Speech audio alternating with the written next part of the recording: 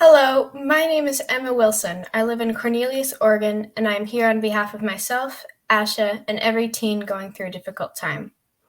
My anxiety started when I was in the 5th grade. That was the year that classmates started commenting on my weight.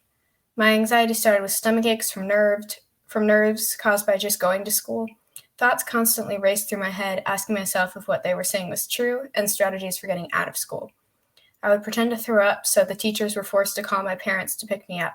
The same thing continued through the 6th grade. 7th grade is when the panic attacks started. I knew more about the world and constantly worried about everyone and everything.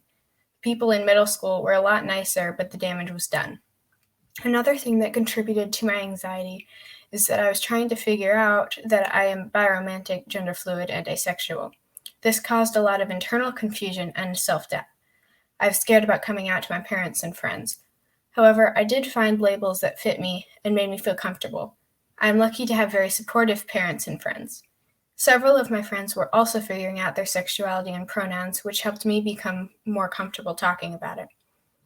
The one thing that really opened my eyes to the stigma and problems in today's society about mental health is at the beginning of the summer leading to my 8th grade year, one of my best friends that I had known since our toddler years stopped communicating. He shut everyone out.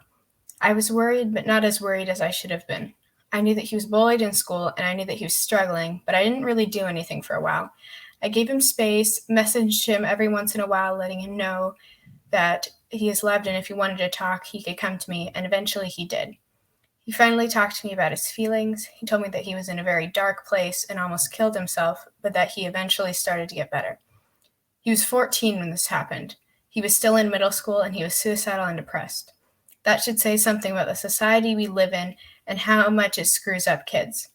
The only thing that got him through that dark time was music. He started making songs and putting them up online. I was still, and am to this day, absolutely terrified for him. I try and contact him every other day to check up on him, and he does the same for me. Once he started taking medication and caring for himself and pouring himself into music, he started to check in on me as well. My mental health also started to slip because I couldn't stop worrying over things I couldn't control. Eventually, the insults from elementary school started to come up again, and they still stick with me just a little bit to this day. When I get home from school or sign off at the end of the day from a Zoom call, I'm able to peel off my mask of constant happiness and poise in front of my classmates and escape through music and runs. Letting the music flow through me while I run has helped reduce my panic attacks and anxiety attacks. I constantly felt like there was a hole in my chest, like part of me was missing. At first, I thought I just needed to figure out my sexuality and leave my options open. That helped a little, but I still felt numb. I cry sometimes and I won't know why. There are days when I feel so empty, but I can't get myself to cry. Those days are probably the worst. But I get through them by watching my comfort movies where I can, like Lord of the Rings or Avengers. I get through those days by going on runs and blasting music. Some days I am so exhausted from school, it makes me feel numb. Either I feel numb or overly emotional.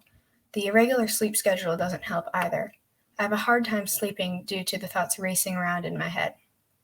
A strategy that helps me that I do every night before bed is just to talk out loud to myself, whether it's saying 5 things I'm grateful for or just talking about how my day went. It makes me more tired and more likely to fall asleep, as well as listening to white noise. Those days and sometimes weeks still come, but at least I know how to get myself to feel a little bit better. My call to action was realizing how serious depression and anxiety are and how many teens suffer from these mental health issues and many others. I wanted to help as soon as I realized I was not alone. When I found out that hundreds of teens like me were and still are going through the same struggles. This is why it's important to not only respect others around you, but to also respect yourself. Mental health includes our emotional, psychological, and social well-being. It affects how we think, feel, and act. It also helps determine how we handle stress, relate to others, and make choices. My mental health is important at every stage of life, from childhood and adolescence through adulthood. It's important for you to recognize when you need to take a break and do something that you enjoy. Sometimes it's all it takes to make you feel better, and other times you need to talk to someone you trust. Maybe a parent, guardian, therapist, teacher, friend, family member, or even an online friend. ASHA International is committed to helping reduce the stigma surrounding mental health and to help teens struggling with their mental health. You can get unbiased help if you are struggling with depression, suicidal thoughts, anxiety, bipolar disorder, eating disorders, PTSD, schizophrenia, and many others if you reach out and talk to someone. When you talk to someone or ask for help, you are being brave. You're brave for speaking out, asking for help, or even looking up strategies on the internet to help yourself.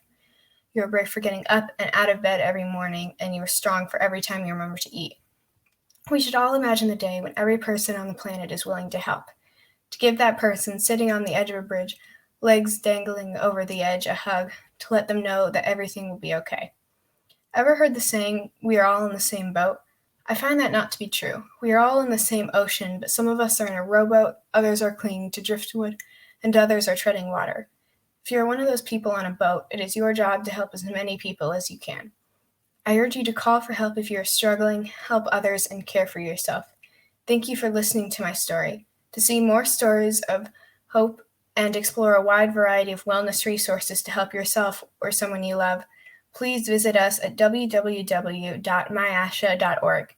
If you are feeling suicidal, please call the Suicide Help landline at 800-273-8255. My name is Emma, and my story is my superpower.